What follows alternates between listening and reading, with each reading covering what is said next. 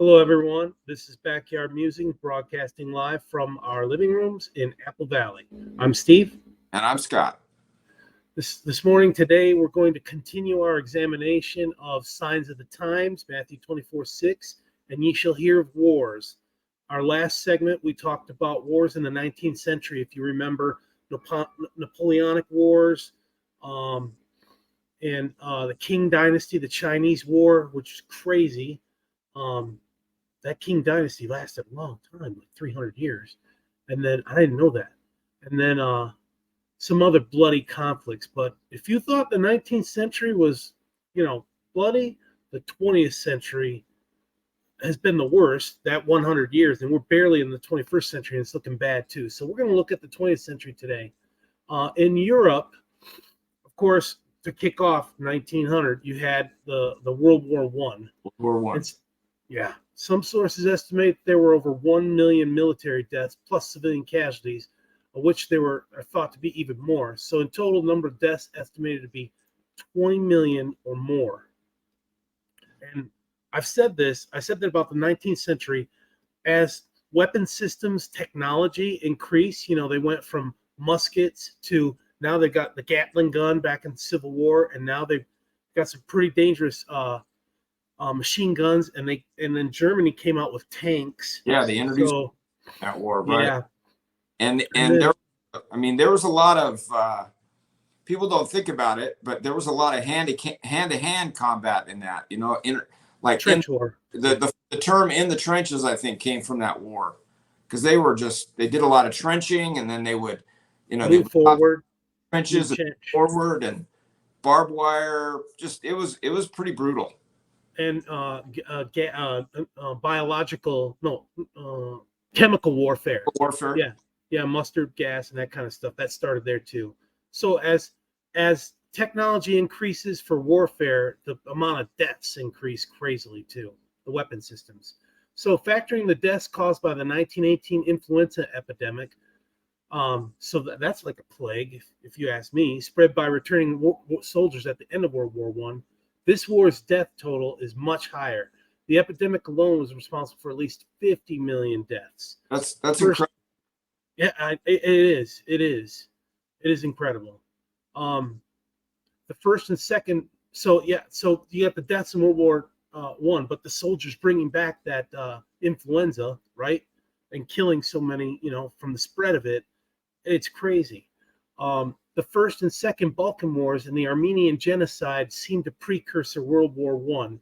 It was before the start of World War One, not directly tied into a world war, but there was, some crazy stuff happening with those wars. Okay, so and I'm sorry I haven't gone into the Armenian Genocide, but it is a serious cleansing of millions of people, and I'm sorry I haven't given the proper time to it, but we've got a lot to cover today. It was brutal, that Armenian Genocide. Okay, the largest and bloodiest war of the 20th century and of all time was World War II.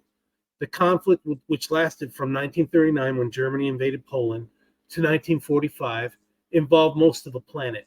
When it was finally over, between 62 and 78 million are estimated to have died. Huge, staggering numbers. That's a lot of people.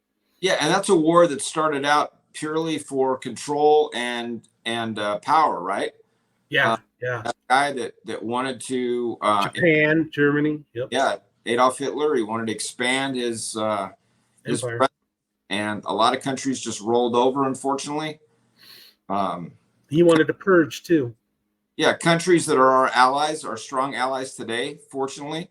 But yeah, back then it was, they were taken advantage of, and and then of course we had to get involved. So I'm sure we're going to talk about that. So, and just as a side note, since we're talking about Signs of the Times, religious topic, I want to say that Satan tries his hardest to destroy our bodies. It's either the abortion ritual, or breaking families apart, or suicides. He doesn't have a body. He doesn't want us to have a body. He wants to frustrate, because you might receive the gospel of Jesus Christ and repent. He doesn't want that. So he's going to try and take your life one way or another. Yeah, he's not going to mess with you when you're not doing something you're not supposed to do. He's going to mess with you when you're trying to do good. Yeah. So, well, he messes all the time, but he works the hardest when you're trying to do something good. Yeah. So that's a little side note. So of that enormous group, 62 to 78 million, that represents about 3% of the entire world population at the time. A huge culling. The huge majority, over 50 million, were civilians. It's so sad. The collateral damage from that. So sad. Huge number. Yeah. Like the state of California, our population is 40 million people. Oh, I did not know that either. That's amazing. That number is staggering. Yeah, yeah. So the third bloodiest war of the 20th century was the Russian Civil War. And this is a little bit different from the revolution, the Russian Revolution, but it includes it. The disastrous Russo-Japanese War precipitated the revolution because it went down so badly, and it was like they lost so many ships and so many sailors died that the peasants, really that's what they were, the serfs, they were really upset that their sons were dying. So that that precipitated the Russian Revolution. Okay. And this is a war that we really don't talk about much or get involved in much, right? No, we know about the Bolshevik, but we don't talk about the Civil War. Yeah. So the Civil War caused the death of an estimated 13.5 million people, almost 10% of the population, the Russian population. It's a lot of people. It Russian is. citizens. 12 million civilians and 1.5 million soldiers. Unlike the two world wars, however, the Russian Civil War did not spread across Europe or beyond. Rather, it was a struggle for power following the Russian Revolution, remember the Bolsheviks, and it pitted the Bolsheviks, headed by Lenin, against a coalition called the White Army. The White Army was pro-Tsar, pro-royalty. They wanted to keep the monarchy in place, right? Interestingly, the Russian Civil War was over 14 times deadlier than the American Civil War. By comparison, the latter was a much smaller war. Our Civil War resulted in 642,000 Union, 483,000 Confederate. So over 1.1 million deaths in our Civil War. So now we're going to move on. There were many civil wars in the 20th century. It's crazy how many in the 20th century. The Russian Civil War we just talked about, but the Boxer Rebellion, which led to the Chinese Civil War, ending with communist China. And that Civil War, Chinese Civil War, started before World War II. It took a break. Remember, Japan was invading China, right? And then once we started invading the Pacific, China focused on us rather than, Japan focused on us rather than China. So there was a pause. And then the China Revolution continued after World War II. So they had to pick up the fighting. Okay. The Mexican Revolution, ending Spanish rule, right? The Irish War of Independence threw off the yoke of English rule in Northern Ireland, right? So we have Northern Ireland, we have Ireland. The Spanish Civil War occurred just before World War II. The Korean War split Korea into two nations. That was after World War II. It was in 1950 to 1930. And they're still at war. It's an armistice. If you didn't realize that, it's an armistice. They're at war. It's the most heavily mined border in the world. And it's open hostilities firing back and forth, And there was a Sudanese Civil War. Continuing that war still going on, the Sudanese war? I don't know if that's still going on over there. I think so, yeah. Because I don't put notes of when it ended, so I think it's still going on. Continuing the unrest around the globe was the Rwandan genocide. Strife in Israel started in 1967. Remember, Israel became a state directly from World War II in 1947, and they carved out their historical territory, gave it to Israel, and it continues today. Unrest in the 1967. I think there's been wars going on over there for what? Thousands of years. 50. Yeah. Thousands of years. But now, like I say, the weapon systems, the technology, so it gets bloody. Remember, Israel was rolled over, right?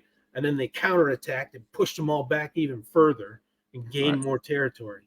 So unrest in the Middle East started with the Soviet invasion of Afghanistan, escalating to the overthrow of the king of Iraq Yeah. the Iran-Iraq War, right? Yeah. The overthrow of Iraq was right after World War II. 79, overthrow of the Shah. Yeah, this is Iraq. We're talking about Iraq. Oh, Iraq So War. Oh, that set up the grounds for Saddam Hussein to come in the 70s. right. So then you had the Iran-Iraq War in 1980, right after our hostages were released by Iran. But Iraq started that. The overthrow of the Iranian Shah, that was right around 79. 79, right. And the Persian Gulf War in 1990. So and we're still now we kind of at the end of the 20th century, the Middle East started picking up, and you're going to see tomorrow when we talk about the 21st century, Africa is going to be a hotbed. Middle East and Africa, so far in the 24 years into this century, Africa is a hot spot. And we're going to talk about that tomorrow. And it's just as bloody as the 20th century. These wars are escalating. They're getting bloodier. And it's eye-opening when you actually take a look at all that's happened. It is a sign of the time. It really is. So we appreciate you joining us today. And stay tuned this afternoon. We're going to pump out whatever we pump out in the afternoon. The mornings, we're kicking out, signs of the times. So thank you very much and have a great day. Have a good day. Thank you.